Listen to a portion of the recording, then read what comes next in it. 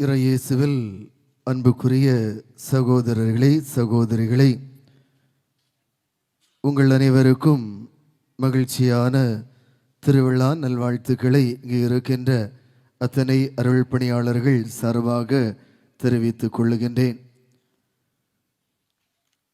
இன்றைய நாளிலே நம்முடைய சிறார்கள் இந்த திருப்பலியை சிறப்பித்துக் கொண்டிருக்கின்றார்கள்.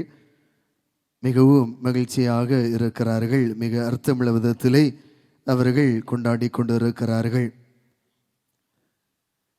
இன்றைய நாளிலே ஒரு அழகான ஒரு குறுஞ்செய்தி வந்தது. சி தமிழிலே தமிழா தமிழா என்ற ஒரு நிகழ்வு நடைபெற்றது. அந்த நிகழ்விலே இளையோர்கள் 2 பிள்ளைகள் தங்களுடைய வாழ்வை பகிர்ந்து கொள்கிறார்கள். அதாவது பெற்றோர்களின் உழைப்பை, அவர்களின் வியர்வை துளிகளை மதிக்கும் பிள்ளைகள் இறைவனை காண ஆலயம் செல்ல வேண்டிய தேவையில்லை. அந்த இறைவனை இவர் தம் மனங்களில் வாழ்கின்றார். பெற்றோர்களின் உழைப்பை, அவர்களின் வியர்வை துளிகளை மதிக்கும் பிள்ளைகள் இறைவனை காண ஆலயம் செல்ல வேண்டிய தேவையில்லை. அந்த இறைவனை இவர் தம் மனங்களில் வாழுகின்றார் என்ற ஒரு செய்தியை அந்த நிகழ்வு வெளிக்காட்டுகிறது. 2 காரியங்கள். ஒன்று, ஒரு மிகவும் ஏழை குடும்பம். ஏழை குடும்பத்திலே 2 பிள்ளைகள், ஒரு பெண் ஒரு ஆண். அவர்களுக்கு வீடுகளிலே மாடு அதை வளர்க்கின்ற அந்த வேலையை தான் பார்க்கிறார்கள். எனவே விடியற் காலையிலே 4 மணிக்கு அந்த மாட்டை குளிப்பாட்டி சாணம் அள்ளி கடினமாக உழைத்து தன்னுடைய மகளை எப்படியாவது மருத்துவ துறையிலே ஒரு டாக்டராக உயர்த்த வேண்டும் என்பதுதான் அந்த பெற்றோருடைய ஒரு கனவாக இருந்தது. ஊராரெல்லாம் அவர்கள் எதிர்மறையாக பேசினார்களாம். ஏன் இந்த துறையிலே தன்னுடைய பிள்ளையை படிக்க வைக்கிறார்கள்?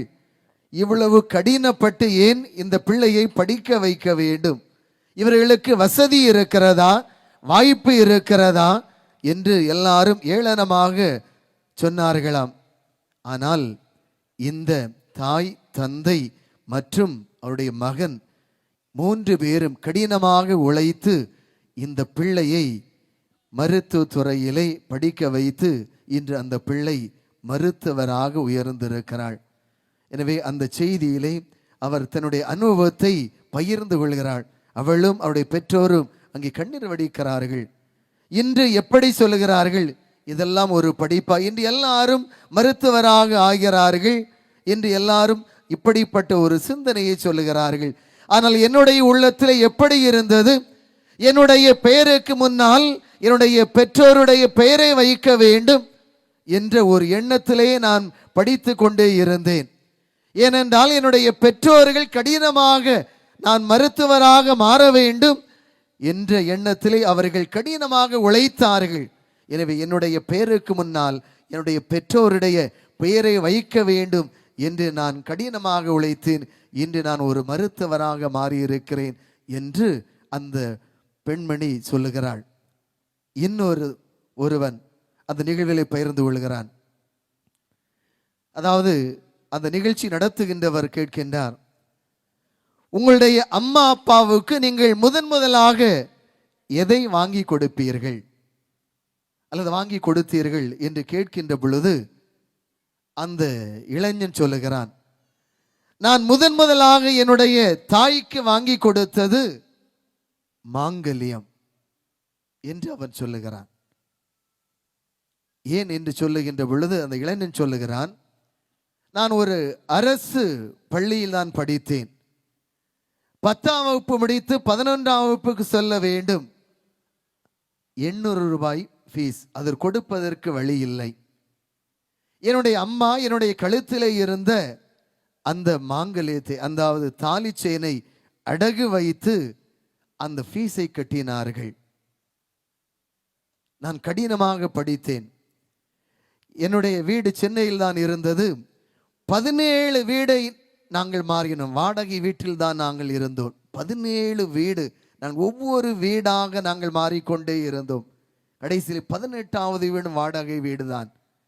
நான் இன்று படித்து நல்ல ஒரு வேலையில் இருக்கிறேன். நான் படித்து முடித்து வேலை கிடைத்தவுடன், முதல் வேலையாக ஊதியம் கிடைத்தவுடன் என்னுடைய தாய்க்கு தாலி செயின் தான் முதலில் வாங்கி கொடுத்தேன். அவனுடைய அருமை அப்பொழுதுதான் எனக்கு தெரிந்தது. என்னுடைய அப்பா ஒரு சாதாரண ஒரு வேலை செய்தவர்.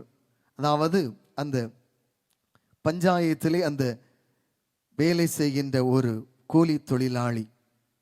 இன்று ஒரு அழகான வீட்டை வாங்கி கொடுத்து இருக்கிறேன் என்று அவன் கண்ணீர் மல்க அவன் சொல்லுகிறான். அன்புக்குரியவர்களை இன்று சிறார்கள் சிறப்பிக்கிறார்கள். எனவே தான் இந்த நிகழ்வை நான் பகிர்ந்து கொள்ள ஆசைப்படுகிறேன். பெற்றோர்களுடைய உழைப்பை, அவருடைய வியர்வை துளிகளை மதிக்கும் பிள்ளைகள் இறைவனை காண ஆலயம் செல்ல வேண்டிய தேவையில்லை. இறைவனே அவர்களுடைய உள்ளங்களில் மனங்களில் வாழுகின்றார். அன்புக்குரியவர்களே, இன்று அழகான ஒரு மையக்கரு, அன்பை விதைத்து கருணை சுரக்கும் எதிர்நோக்கின் திருப்பயணிகளாக என்ற ஒரு மையக்கருவிலை நாம் இன்று சிந்தித்து பார்ப்பதற்கு நாம் அழைக்கப்பட்டு இருக்கின்றோம்.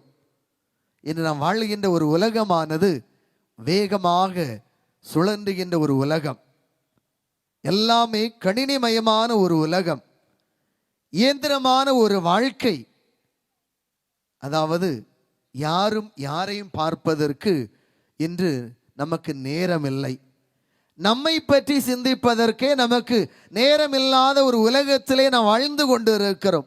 ஒரு மனிதன் அடிபட்டு கிடந்தால் கூட அந்த மனிதனை நாம் தூக்கி விடுவதற்கு நமக்கு நேரம் இல்லை. இன்னொரு மனிதன் வருவான் என்று நாம் என்ன செய்கிறோம்? கடந்து சென்று விட்டு கொண்டு இருக்கிறோம். ஒருவேளை நாம் அதிலே புகைப்படம் எடுத்து அதிலே நாம் 10 பேருக்கு ஃபார்வர்ட் செய்ய முடியுமா என்று தான் நாம் யோசித்து கொண்டு இருக்கிறோம். அப்படிப்பட்ட ஒரு உலகத்திலே நாம் இன்று வாழ்ந்து கொண்டு இருக்கிறோம். அன்புக்குரியவர்களே, இப்படிப்பட்ட ஒரு சூழலில் தான் நம்முடைய திருத்தந்தை அதற்கு ஒரு வேகத்தடை போட்டு இருக்கிறார். யூபிலி ஆண்டு, நீங்கள் வேகமாக நகர்ந்து கொண்டு இருக்கிறீர்கள். உங்கள் வேகத்தை சற்று குறையுங்கள். உங்களுடைய வாழ்க்கையை சற்று நிறுத்தி பாருங்கள், அலசி பாருங்கள். எங்கு சென்று கொண்டு இருக்கிறீர்கள்? உங்கள் வாழ்க்கையை சற்று திரும்பி பார்த்து நீங்கள் எங்கு போகிறீர்கள்? உங்களுடைய வாழ்க்கையை நீங்கள் இறைவனுடைய வழியில் பயணிக்கிறீர்களா?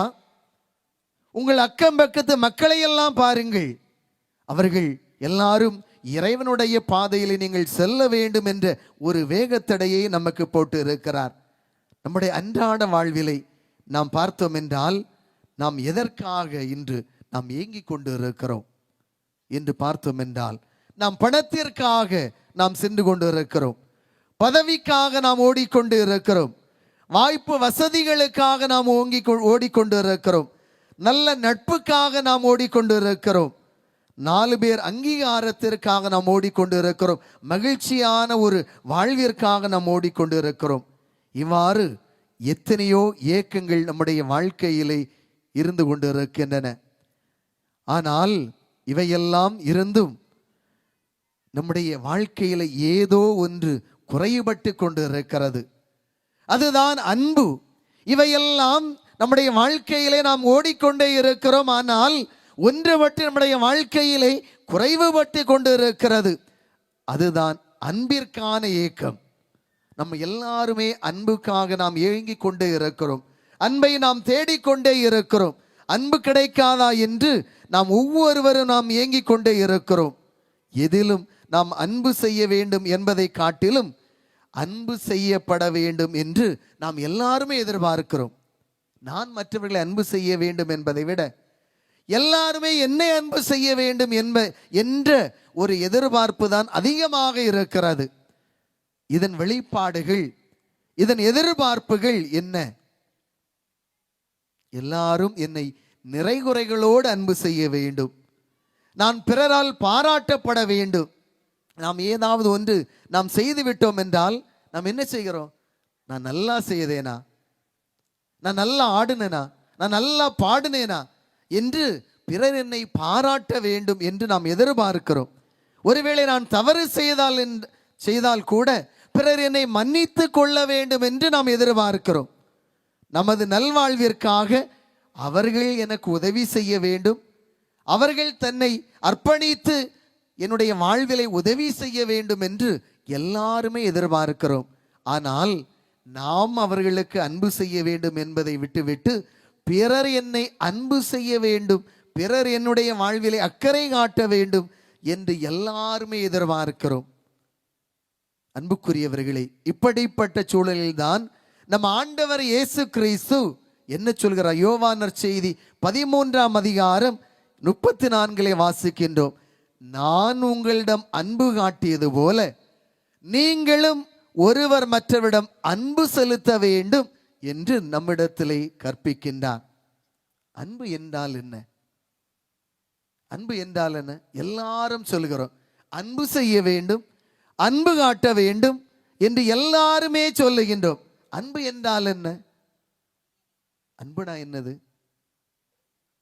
அன்புடா என்னது?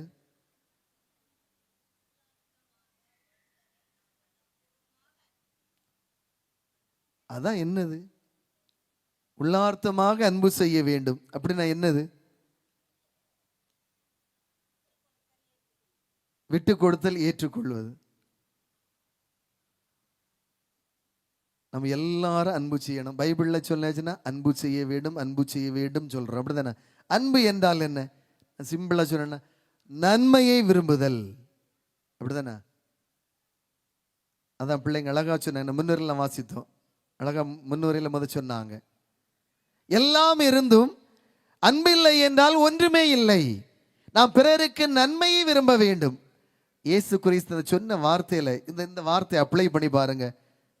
இயேசு நமக்கு எல்லாரும் நன்மையை விரும்பினார், அப்படிதானே? அவர் யாருக்கு அது கெடுதல் விரும்பினாரா? இல்லை. அப்ப நன்மையை விரும்புதல், அன்பே கடவுள் என்று நாம் சொல்கிறோம், அன்பு மயமானவர் என்று சொல்கிறோம். அவர் நன்மை நிறைந்தவராக இருந்தார், நன்மையை விரும்பினார், நன்மையை செய்தார். சென்றமிடமெல்லாம் அவர் நன்மையை செய்தார் என்று நாம் வாசிக்கின்றோம், அப்படிதானே? அவர் சென்றமிடமெல்லாம் நன்மையை செய்தார். அவர் அன்பு செய்தார் என்றால் நன்மையை செய்தல் என்று நாம் பொருள் கொள்ளலாம்.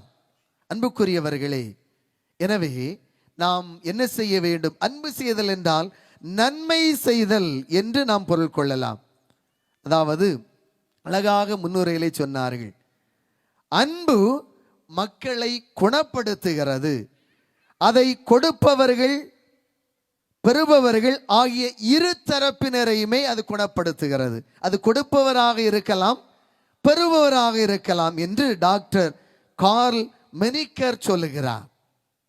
அப்ப அன்பு குணப்படுத்துகிறது, அது கொடுப்பவராக இருக்கலாம், பெறுபவராக இருக்கலாம், இரண்டு பேரையும் அந்த அன்பு குணப்படுத்துகிறது. ஒரு அழகான ஒரு நிகழ்வை நான் சொல்லுகிறேன். காட்டு வழியே ஒரு விவசாயி, பிளம்பிங் என்ற ஒரு விவசாயி, ஏழை விவசாயி, அவர் போய்கொண்டே இருக்கிறார், காட்டில் நடந்து கொண்டிருக்கிறார். சின்ன பிள்ளைங்களா, கடைசி கேள்வி கேட்பேன் மறைவுரை முடிஞ்ச உடனே. டேய், சரியா? எனக்கு பேரு தெரியாது, ட்ரெஸ் கலர் தெரியும், எழுப்பி விட்டு கேள்வி கேட்பேன். நீங்க தானே சிறப்பிக்கிறீங்க? ஆமா. அப்ப அந்த கதையில கேள்வி கேட்பேன். அப்ப பிளம்பிங் என்ற ஒரு ஏழை விவசாயி என்ன செய்கிறாரு? காட்டு வழியா நடந்து போயிட்டே இருக்கிறார். அங்கே போகின்ற அந்த நேரத்திலே சதுப்பு நிலத்தின் புதைக்குழியிலே தொழில மாட்டிக்கொண்டு ஒரு சிறுவன், ஒரு பணக்கார சிறுவன் உயிருக்காக போராடி கொண்டு இருக்கிறான். என்னை காப்பாத்துங்கன்னு சத்தம் போட்டுட்டே இருக்கிறான். அதை யாரு பார்க்கிறா? இந்த பிளம்பிங் என்ற ஏழை விவசாயி பார்க்கிறார். புதைக்குழியில இவர் போனா இவரை என்ன செய்வாரு? மாட்டிக்குவார். ஆனா இவர் என்ன செய்கிறாரு? அதை பொருள்படுத்தவில்லை. தான் இறந்தாலும் பரவாயில்லை, இந்த சிறுவனை காப்பாற்ற வேண்டும் என்று சொல்லி அவர் அருகிலே போய் அந்த சிறுவனை தூக்கி காப்பாற்றி விடுகிறார். காப்பாற்றிய உடனே இதை அறிந்த இந்த சிறுவனுடைய தந்தை என்ன செய்கிறான்? என்னுடைய மகனினை காப்பாற்றி விட்டாய், எனவே உனக்கு என்ன வேண்டுமானாலும் தருகிறேன், எவ்வளவு பணம் வேண்டுமானாலும் நான் உனக்கு தருகிறேன், கேள் என்று அந்த விவசாயிடத்திலே, ஏழை விவசாயிடத்திலே கேட்கிறார். அந்த பிளம்பிங் என்ற விவசாயின்னு சொல்ல, எனக்கு எந்த பணமும் தேவையில்லை, உன்னுடைய பணம் எனக்கு தேவையில்லை, ஆனால் என்னுடைய மகனை நீ படிக்க வைத்தால் போதும் என்று அவர் சொல்லுகிறார். எனவே அந்த பணக்கார சிறுவனுடைய தந்தை என்ன செய்கிறார்? இந்த ஏழை விவசாயியுடைய மகனை படிக்க வைப்பதற்கு அவர் ஒத்துக்கொள்கிறார். எனவே எவ்வளவு இந்த மனிதன், இந்த விவசாயியுடைய மகன் எவ்வளவு படிக்க விரும்புகிறானோ அவ்வளவு படிக்க வைக்கிறார். இந்த மனிதன், விவசாயியுடைய மகன் படித்து பெரிய மனிதனாக, புகழ் பெற்ற ஒரு மருத்துவராக, மருத்துவ துறையிலே சாதனை படைத்து மிக சிறந்த ஒரு மனிதனாக மாறுகிறார். அவன் எப்படிப்பட்ட ஒரு சாதனை படைக்கிறான் என்றால், மருத்துவத்துறையிலே மிக சிறந்த ஆன்டிபயோட்டிக் மருந்தான பென்சீனை கண்டுபிடிக்கிறார். அவர்தான் அலெக்சாண்டர் பிளமிங் என்பவர். இந்த புதைக்குழியில் இருந்து காப்பாற்றப்பட்ட சிறுவன் என்ன செய்கிறான்? பல ஆண்டுகள் கழித்து நிமோனியா காய்ச்சலால் பாதிக்கப்பட்டு அவன் படுக்கையாகிறான். அப்பொழுது இந்த அலெக்சாண்டர் பிளமிங் கண்டுபிடித்த அந்த பென்சீனை என்ன செய்கிறாங்க? பென்சிலினை அந்த சிறுவன், அந்த மனிதனுக்கு என்ன செய்கிறார்கள்? செலுத்துகின்றார்கள். அவன் குணமாகுகிறான். அந்த ஊசி அவனுக்கு செலுத்தப்படுகிறது, அவனை காப்பாற்றப்படுகிறான். பிளமிங் குடும்பத்தால் இருமுறை உயிர் பிழைத்த அந்த சிறுவன் வேறு யாரும் அல்ல, பின்னாளில் இங்கிலாந்தின் பிரதமரான வின்சென்ட் சர்ச்சில். அப்ப இரண்டு பேரும் பெரிய மனிதர்கள். பாருங்க, பிளமிங் என்பவர் ஏழை விவசாயி, அவருடைய அந்த மகன்தான் அலெக்சாண்டர் பிளமிங். அவர் என்ன செய்கிறார்? ஆன்டிபயோட்டிக் மருந்தான பென்சிலினை கண்டுபிடிக்கிறார். அவரால் காப்பாற்றப்பட்ட அந்த சிறுவன் என்ன செய்கிறான்? இங்கிலாந்தின் பிரதமரான வின்சென்ட் சர்ச்சிலாக உயர்த்தப்படுகிறார். பகிர்வு பேரன்பாகிறது. அன்பு செய்யுங்கள், அன்பு செய்யப்படுவீர்கள். அன்பு எப்பொழுதுமே எல்லாரையும் வாழ வைக்கும் என்பதனுடைய அடையாளம் தான் இந்த நிகழ்வு. பாருங்கள், வரலாற்றில் நடைபெற்ற ஒரு நிகழ்வு. ஒரு ஏழை விவசாயி ஒரு புதைக்குழியில் காப்பாற்றப்பட்ட ஒரு சிறுவன், ஒரு நிகழ்வு எப்படி வரலாற்றிலே மாற்றம் அடைகிறது? இதுதான் அன்பினுடைய அடையாளம். எனவே அன்பு எப்பொழுதுமே எல்லாரையும் வாழ வைக்கின்றது. நாம் என்ன செய்ய வேண்டும்? இதே போலத்தான் நாம் அன்பு செய்வதற்கு நாம் ஆசைப்பட வேண்டும். இயேசு இதைத்தான் செய்தார், நன்மை விரும்பினார்.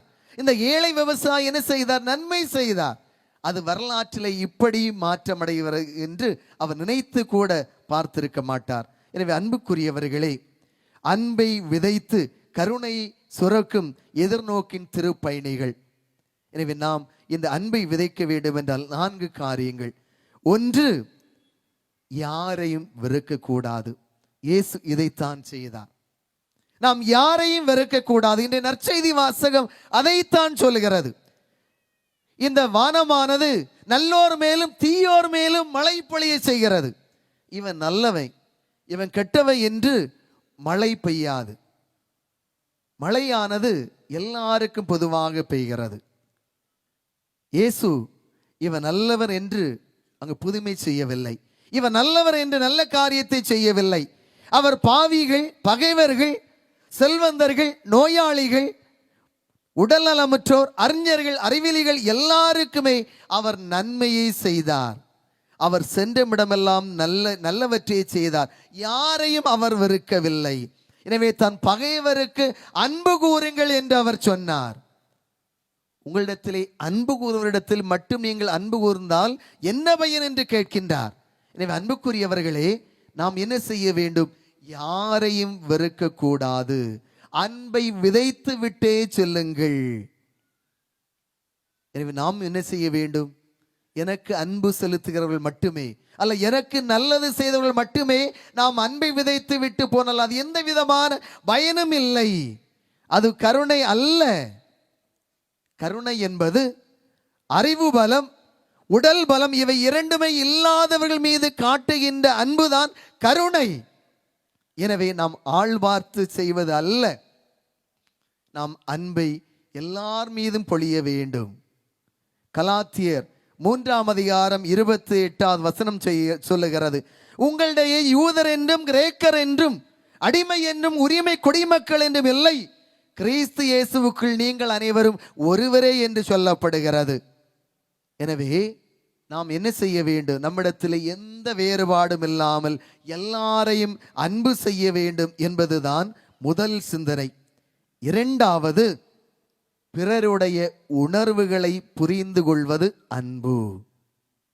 தேவையில் இருக்கின்றவர் யாருமே என்ன செய்ய மாட்டாங்க, எனக்கு உதவி செய்யுங்க என்று யாராவது சொல்லுவாங்களா? யாரும் சொல்ல மாட்டாங்க. ஒரே வீட்டில் இருப்போம், ஒரே தெருவில் இருப்போம், ஒரே அன்பியத்தில் இருப்போம். ஆனால் நமக்கு தெரியாது அவனுக்கு இது தேவை, இது அவருக்கு தேவை என்று யாருமே சொல்ல மாட்டாங்க. நாம் தான் அவருடைய உணர்வை புரிந்து கொள்ள வேண்டும். அன்புக்குரியவர்களே, அதை நாம் செய்ய வேண்டும். ஒரு முறை அன்னை தெரசாவும் இன்னொரு அருள் சகோதரியும் என்ன செய்கிறாங்க, கல்கத்தாவிலே அந்த வாகனங்கள் அதிகமாக செல்லுகின்ற அந்த தெருவில் நடந்து வந்து கொண்டு இருக்கிறார்கள். வாகனங்கள் எல்லாம் வேகமாக சென்று கொண்டு இருக்கிறது. அப்போது அன்னை தெரசா சொல்லுகிறாங்க, பக்கத்தில் வந்த சிஸ்டர்கிட்ட, அருள் சகோதரிகிட்ட, யாரோ ஒருவருடைய முனங்கள் சவுண்டு கேட்கிறது, ஒரு துன்பப்படுகிறவருடைய சத்தம் கேட்கிறது என்று சொல்கிறாங்க. அப்போ அந்த கூட வந்து அருள் சகோதரி சொல்றாங்க, இவ்வளவு தெருவில் இவ்வளவு வாகனங்கள் வேகமாக போகிறது, இதில் யார் சத்தம் போடுவா, வாங்க சிஸ்டர் போவோம் அப்படின்னு. இல்லை, யாரோ ஒருவருடைய முனங்கள் சத்தம் கேட்கிறது என்று சொல்றாங்க. அவர்கள் என்ன செய்கிறாங்க, வாகனங்கள் வேகமாக சென்று கொண்டு இருக்கிறது அந்த டவுன்ல. அந்த சாலை கடந்து அந்த பக்கம் போய் பார்க்கின்ற பொழுது அங்கே ஒரு மனிதர் துன்பப்பட்டு கொண்டிருக்கிறார், சாகும் தருவாயில் இருந்து கொண்டு இருக்கிறார். அந்த மனிதரை தூக்கி கொண்டு தன்னுடைய இல்லத்திற்கு வந்து அந்த மனிதரை குளிப்பாட்டி அவருக்கு அன்பு முத்தம் கொடுத்து அந்த மனிதர் சில நாட்களில் இறந்து போகின்றார். அன்புக்குரியவர்களே, இதுதான், யாரும் சொல்லவில்லை. அருகே வந்த அருள் சகோதரி கூட அந்த அவருடைய முனங்கள் சப்தம் கேட்கவில்லை. ஆனால் அன்னை தெரசாவுக்கு அந்த முனங்கள் சப்தம் கேட்கிறது. பிறருடைய உணர்வுகளை, பிறருடைய அந்த சப்தத்தை, ஓலக்குரலை கேட்கின்ற சப்தம், இதுதான் அன்பு. அன்புக்குரியவர்களே, இன்றைய வாசகம் நமக்கு சொன்னது, தீமைக்கு பதில் தீமை செய்யாதீர்கள், பழி சொல்லுக்கு பழி சொல் கூறக்கூடாது, மாறாக ஆசி கூறுங்கள் என்று. நாம் என்ன செய்ய வேண்டும்? பிறர் உணர்வை நாம் என்ன செய்யக்கூடாது, காயப்படுத்தக்கூடாது. பிறர் ஒருவேளை நமக்கு துன்பம் செய்திருக்கலாம், நாம் அவருடைய உணர்வுகளை புரிந்து கொள்ள வேண்டும். ஏன் சொன்னார்கள், ஏன் செய்தார்கள், அவர்களுக்கு தீமை செய்யக்கூடாது, அவர்களுக்கு ஆசி வழங்குகின்ற மக்களாக இருக்க வேண்டும். எனவே பிறருடைய உணர்வுகளை புரிந்து கொள்வதுதான் அன்பு. மூன்றாவது, பிறருடைய தேவையில் கை கொடுப்பது அன்பு. ஒரு அழகான ஒரு நிகழ்வு கேரளா மாநிலத்தில் நடைபெற்றது. கேரளா மாநிலம் கோழிக்கோடு மாவட்டத்தில் அரசு ஆசிரியர் பயிற்சி மையத்திற்கு அடிக்கல் நாட்டு விழாவிற்கு நம்முடைய முன்னாள் அந்த முதலமைச்சர் உம்மன் சாண்டி அங்கே வந்திருந்தார். நிகழ்ச்சி நீங்கள் ஒருவேளை யூடியூப்பில் பார்த்திருப்பீர்கள். அந்த அடிக்கல் நாட்டு விழாவிற்கு அந்த முன்னாள் முதலமைச்சர் அங்கே சென்றிருந்த பொழுது 2ஆம் வகுப்பு படித்து கொண்டிருந்த சிவானி என்ற ஒரு மாணவி அந்த முதலமைச்சருடைய பெயரை சொல்லி அழைக்கின்றார், உம்மன் சாண்டி என்று சத்தம் போட்டு. ஒரு மாநிலத்தினுடைய முதலமைச்சருடைய பெயரை சொல்லி சத்தம் போட்டு, யார், ஒரு சிறிய குழந்தை தன்னை பார்த்து அழைக்கிறது, நம்முடைய பிள்ளைகள் அழைப்பார்களா? நம்முடைய பிள்ளைகள் சத்தம் போட்டு அழைப்பார்களா? அந்த 2ஆம் வகுப்பு படித்து கொண்டிருக்கின்ற ஒரு சிறிய குழந்தை அந்த முதலமைச்சருடைய பெயரை சொல்லி அழைக்கிறது. இவர் ஆச்சரியத்தோடு அந்த குழந்தையை அழைத்து கேட்கிறார், ஏன் அம்மா என்று கேட்கின்ற பொழுது அந்த பிள்ளை சொல்லுகிறது, என்னுடைய வகுப்பிலே படிக்கின்ற அமல் கிருஷ்ணன் என்ற அந்த பிள்ளைக்கு வீடு இல்லை, எனவே நீங்கள் வீடு கொடுக்க வேண்டும். அவளுடைய பெற்றோரும் நோய்வாய்ப்பட்டு இருக்கிறார்கள், எனவே நீங்கள் அந்த பிள்ளைக்கு அவனுக்கு வீடு கொடுக்க வேண்டும் என்று சொல்லுகிறது. பாருங்கள், என்ன ஒரு ஆச்சரியம். அவர் அந்த இடத்திலே 3 லட்சம் ரூபாய் அங்கே அனுமதிக்கிறார். பின்னாளிலே அவர் வீடு கட்டி கொடுக்கிறார். இந்த நிகழ்வு எதை காட்டுகிறது? அந்த சிறிய குழந்தைக்கு இருந்த அக்கறையை பாருங்கள். இதுதான் அன்பு. அந்த 2ஆம் வகுப்பு படித்து கொண்டு இருக்கின்ற அந்த பிள்ளைக்கு, தன்னுடைய உடன்படிக்கின்ற அந்த வகுப்பு தோழனுக்கு வீடு இல்லை. எனவே வீடு கட்டி கொடுக்க வேண்டும் இருந்த அந்த அக்கறை எப்படி வந்தது? அப்படி என்றால் நாம் என்ன செய்ய வேண்டும்? பிறர் தேவையில் இருக்கின்ற பொழுது நாமும் அவர்களுக்கு உதவ வேண்டும். அதுதான் அன்பு. அந்த அன்பு யார் சொல்லி வராது, இயல்பாகவே வர வேண்டும். அன்புக்குரியவர்களே, நம் ஆண்டவர் இயேசு இதை செய்தார். பிறர் தேவையில் இருக்கின்ற பொழுது அன்னை மரியாளை பாருங்கள். நாம் இந்த வாரம் ஞாயிற்றுக்கிழமை அந்த வாசகத்தை வாசிக்க கேட்டோம். கானா ஒரு திருமணம், அங்கே திராட்சை ரசம் தீர்ந்து விட்டது. யாரும் சொல்லவில்லை. அந்த குறிப்பறிந்து அன்னை மரியாள் அங்கே பார்க்கிறாள், ரசம் தீர்ந்து விட்டது. இயேசு கிறிஸ்துவிடத்தில் சொல்லுகிறாள், அங்கே ரசம் தீர்ந்து விட்டது, நீ உதவி செய். அவர் சொல்லுகிறார், நான் எப்படி என்ன செய்ய முடியும், என்னுடைய நேரம் வரவில்லையே என்று சொல்லுகின்ற பொழுது, அவர் சொல்வதையெல்லாம் செய்யுங்கள் என்று சொல்லி அங்கே அந்த முதல் புதுமையை செய்வதற்கு அன்னை மரியாள் காரணமாக இருக்கிறாள். அது அன்பினுடைய அடையாளம். 4ஆவதாக, நீதிக்காக குரல் கொடுத்து சமூகம் வாழ தன்னையே கையளிப்பது, அது அன்பினுடைய அடையாளம். அன்பு இல்லை என்றால் யாருமே தன்னுடைய உயிரை அல்லது யாருமே நீதிக்காக குரல் கொடுக்க முன் வர முடியாது. நாம் வரலாற்றில் ஏராளமான மனிதர்களை பார்த்து இருக்கிறோம். அது புனிதர்களாக இருக்கலாம், வரலாற்றிலே வாழ்ந்த மாமனிதர்களாக இருக்கலாம். அது ஏராளமான நாம் சொல்லிக்கொண்டே இருக்கலாம். நீதிக்காக, சமூகத்தினுடைய நன்மைக்காக குரல் கொடுக்கின்ற மனிதர்கள், அவர்கள் சமூகத்தின் மீது அக்கறை கொண்டு இருக்கிறார்கள். நம்முடைய எதிர்கால தலைமுறை வாழ வேண்டும் என்பதற்காக. இது நம்முடைய கன்னியாகுமரி மாவட்டத்தில் நம்முடைய வளங்கள் எல்லாம் சுரண்டப்பட்டு கொண்டிருக்கிறது. நமக்கு கூட நம்முடைய இந்த மலையெல்லாம் சுரண்டப்பட்டு கொண்டிருக்கிறது. நாம் எத்தனை பேர் நாம் அதன் மீது அக்கறை கொண்டு வாழ்ந்து கொண்டு இருக்கிறோம். நம்முடைய பிள்ளைகள் நாளை வளர வேண்டும், வாழ வேண்டும் என்றால் இந்த இயற்கை வளம் பாதுகாக்கப்பட வேண்டும். அன்புக்குரியவர்களே, எனவே நாம் அன்பை விதைத்து கொண்டே செல்ல வேண்டும். இயேசு சென்றமிடமெல்லாம் நன்மை செய்து கொண்டே சென்றார். நாமும் சென்றமிடமெல்லாம் நன்மை செய்து கொண்டே செல்ல வேண்டும். அதுதான் இந்த எதிர்நோக்கு என்று நம்முடைய திருத்தந்தை அவர்கள் நமக்கு சொல்லி இருக்கிறார். எனவே நம்முடைய பிள்ளைகள் இன்று சிறப்பிக்கின்றார்கள். இவர்கள் எதிர்காலத்திலே வாழ வேண்டும் என்றால் நாம் அன்பை கொடுக்கின்றவர்களாக, அன்பை விதைக்கின்ற மனிதர்களாக வாழ இந்த திருப்பலியிலே தொடர்ந்து மன்றாடுவோம். ஆமென்.